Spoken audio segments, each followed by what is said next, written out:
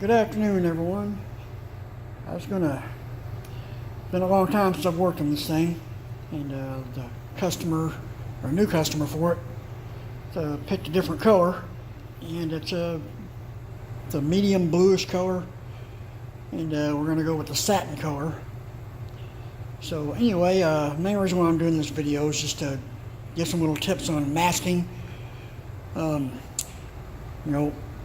might spend $12, $13 on tape and paper here to mask one up, and this one here is just a quick masking job. I mean, I've just spent maybe 45 minutes, but what I was going to show people is it takes a lot of extra time to do this, but cover it up the inside when you're doing something like this. And like if you got an old car that hasn't had inside the fender wells cleaned up good and already painted, you need to get back tape those fenders up in here, like I have this part. You back tape it with 2-inch tape, and then you take your paper, you got tape on the edge of the paper, and just line it all the way around the edge and stick it to that 2-inch tape, and it sticks real good, and then fold it back under. And then you keep that paper really tight.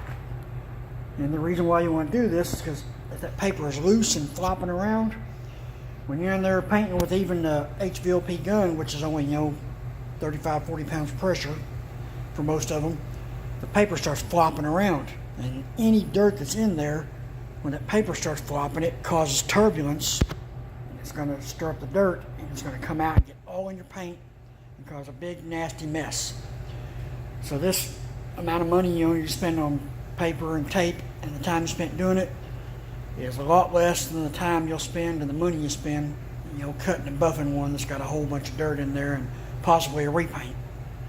Because like this bug was sandblasted, and man, I blew the inside of this thing out probably 15 times, and I'm still getting chunks of crap out of the crevices and stuff. So that's another reason why I decided to tape this off like I have. But getting ready to spray it with some acrylic enamel with some hardener.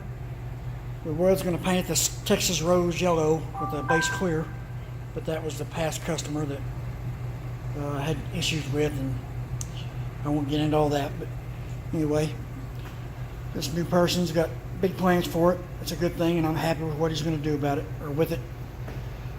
And, so I'll just kind of walk around a little bit. But you see, I still have to cover the wheels.